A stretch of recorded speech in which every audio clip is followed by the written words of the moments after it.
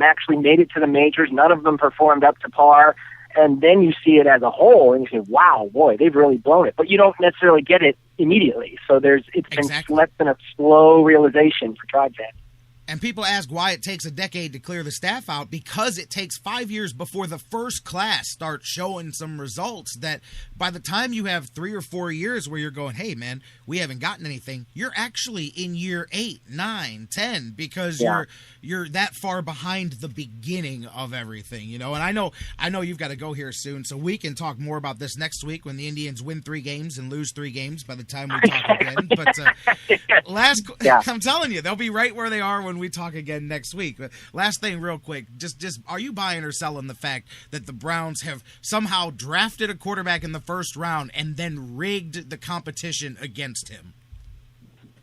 No, I mean, thank you. No, if there's anybody who's benefited from the attention, it's Manziel. I mean, my goodness, there's no reason in the world why there should even be a competition. Brian Hoyer should be the starter. This is silly to me that we're still, there's a chance Manziel may start, and he may well start.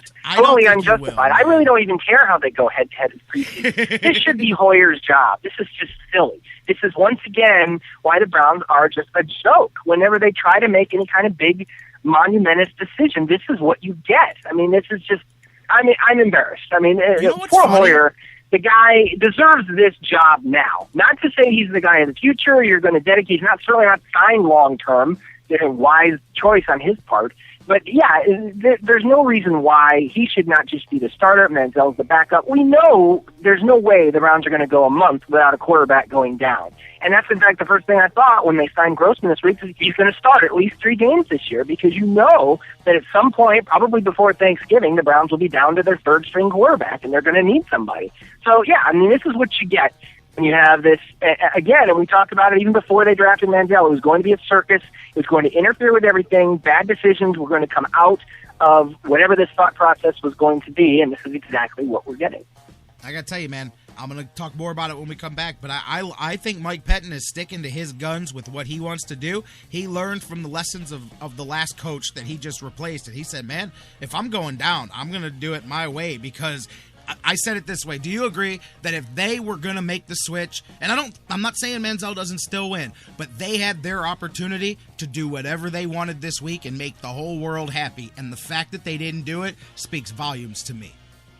Yeah, I'd be very surprised if Manziel winds up being named the starter. There's in a way, I suppose I'm not, because it would be strictly a PR move just to appease the fans, but you cannot tell me that the Browns would not be a better team with Hoyer out there than a rookie, with all the expectation, with all the pressure that's going to be on him. Why is it not beneficial to Johnny Manziel to sit, at least for the first half of this first season, and learn and soak it in and try to get his bearings rather than throwing into the wolves right away? I mean, you cannot make that argument to me that the Browns are a better team, that they're better long-term, for at least being patient with Johnny Manziel, and to say nothing of giving Hoyer the shot that he deserves. That's where I'm at. This is not LeBron wanting to win now with the Cavs. Big deal. You give the first couple of games of the season to Hoyer. If he wins, stays upright, and stays healthy, he keeps his job. If any of those things change, then you move on to the future. It's such an easy thing that you thought for sure they were going to fumble it. But I have confidence now that they're not. I really believe that no matter who wants what, I mean, Mike Pettin is sticking to his guns so far. And I mean, do you agree? I mean, it appears to me that he's like, listen, Hoyer's still better right now, and I'm not going to make the switch just to make ESPN happy. I'm not even going to make the switch to make my owner happy. If I'm losing my job, I'm going to do it my way. Yeah, I think we'll know a lot seeing on when the announcement is actually made. Yes. If that is the case, if Pettin's going to do it completely his way, the way you're saying, and I think that's a good thought. I think that appears that is the way that it is going. I think we'll see a decision here after this next game. I think we will see a decision quickly. This will not drag into the 3rd and the 4th week of the preseason games. He's going to say, no, Hoyer's my guy, Manziel's number 2, end of discussion, that's it. Because he's sick of this. He's sick of answering these questions. Yeah. Particularly since, you're right, I think he feels the same, or he's closer to the way we think on this issue. So I think he wants to nip this in the bud as long as possible. I think that I don't know if there's pressure or influence or whatever to extend this and make this a discussion, give Manziel the shot that the front office or PR, whoever wants him to have, this will get nipped in the bud before you know it. So I wouldn't be surprised if next Friday we have, by the time we talk, they will have a decision and Hoyer will be the guy. I don't think it'll even be Friday. I think Tuesday or Wednesday. Yeah, I think it'll be before that. Yeah, and after the next game, sometime between Monday and Friday, sometime next week. Absolutely. And pretty much to me, if you're holding out hope for Manziel, then he needs to do what he should have done from day one to win this job. If he goes out there and makes them give him the job Monday, he'll get the job. If he doesn't, Brian Hoyer's starting in Pittsburgh. That's it. Yeah, and we certainly did not see anything in week one to indicate that he's some sort of wonderkind or something. I mean, he didn't look terrible, but there's nothing there that said, wow, he's a natural. He's Peyton Manning immediately. Put him in the game. You have to do it now. I mean, there was nothing like that. We're not going to see that. It's unrealistic to expect that. You see Twitter put Blake Bortles in the Hall of Fame last night? I mean, it was amazing. I'm like, but that's the higher quarterback, and he's sitting behind Chad Henne, and we're going nuts over Brian Hoyer and John Manziel. Like, come on, man. Why aren't you focused on Jacksonville? Get out of here with that. Anyways, the media just wants Johnny, and they don't care if the Browns win 2 games or 20 games. They want Johnny. You know what I mean? Yeah. That's until it doesn't work out, and then there's like, why didn't you start Hoyer? You know, exactly. After the season, the story will be that the Browns were stupid for even having Manziel compete for the job if he doesn't win it. But, yeah, they whatever. You know how it is in Cleveland. JK, nothing my man, I know you got to go. Succeeds like success, and nothing fails like failure.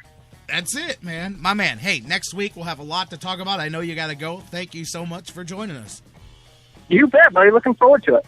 You got it. My man, the sports writer extraordinaire, Jonathan Knight. Always a great conversation. Thank you so much for being here. Every Friday, you guys can catch JK live right here on the show. We're going to take a break, get you a news update, and when we come back, we'll keep the conversation going since we're talking some Browns. Jeff Gorman from Browns101.com coming up next. We'll talk about the quarterbacks and the week that was and heading into Monday Night Football next week. Johnny Manziel.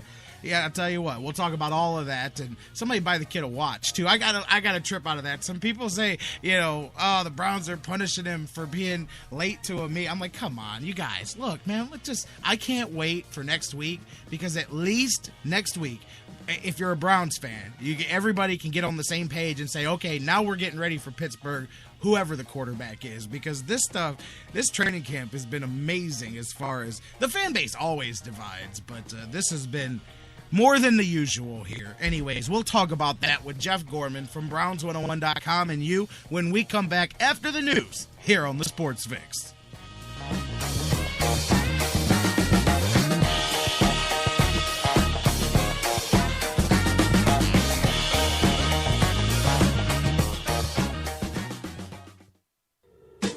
The Sports Fix, your choice for intelligent talk. That was wonderful. Bravo! I loved that. Oh, it was great.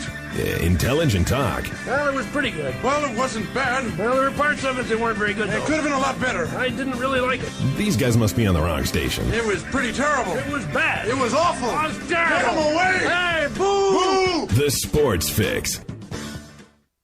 As we head into this break, I just want to remind you the Sports Fix proud to be partners with Quick Lane at Valley Ford Truck, 5715 Canal Road, just under the 480 bridge in Valley View, Ohio. Bill Hershey and Bill Opolich, I tell you about them each and every day. They'll take care of you. Number one, huge Cleveland sports fans, but they're good people, hardworking people, trustworthy people. I don't just come on here, I tell you this all the time, I don't just come on here and talk about places and people that want to buy advertising on the show. I talk about people and products that I believe in, and Quick Lane at Valley Ford Truck is one of those places. Whether you've got a truck, car, van, commercial vehicle, big or small, it doesn't matter. They'll fix them all. They're the home of the low price tire guarantee. Find a matching set of tires cheaper anywhere else, and they'll match the price guaranteed, no questions asked, no matter what it is. Hey, and they understand in 2013 that there's transportation issues. People need to get to school, to work, to daycare. All those things need to get done, and the car needs to get fixed, and they'll figure out a way to make that happen for you. Check them out, quicklane.com/Valley Ford Truck, and find out that life really is better in the Quick Lane. It's an addiction. The Sports Fix. We'll be right back. I'm Tyler Zeller, and you're listening to The Sports Fix. Have you gotten your copy of Cleveland's Finest yet? Highlighting the best moments, players, and media members in Cleveland sports history?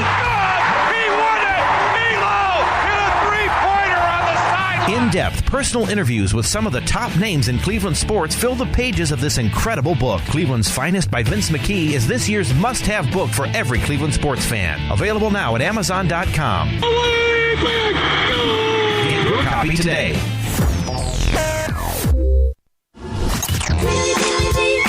Sports Fix listeners, do you tweet? So do we. So tweet with us 24/7 at the Sports Fix CLE.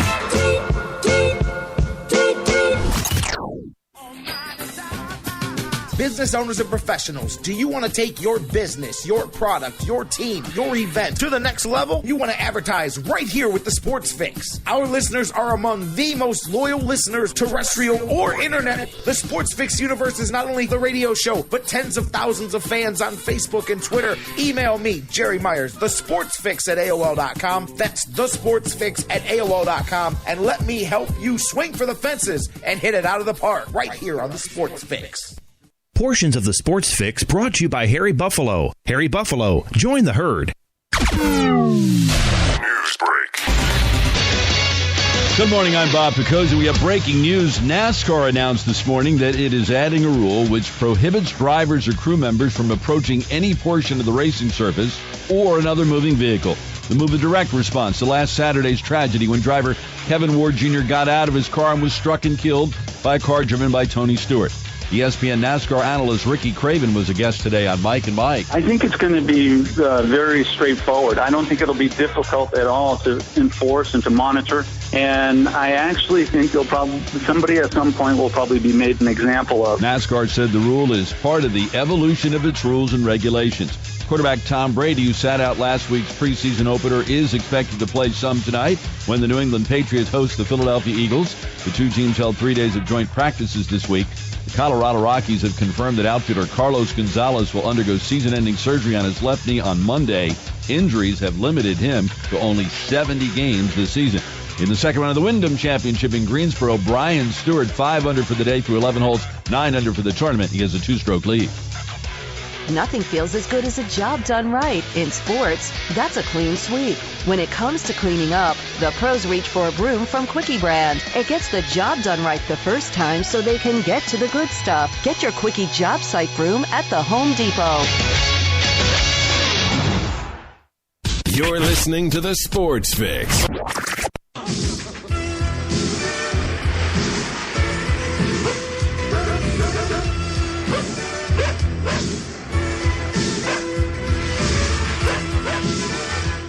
Welcome back to the Sports Fix live across the Sports Fix Radio Network. J-Rock back with you. Thanks again to my previous guest, Jonathan Knight, the Sportswriter extraordinaire, my main man, JK.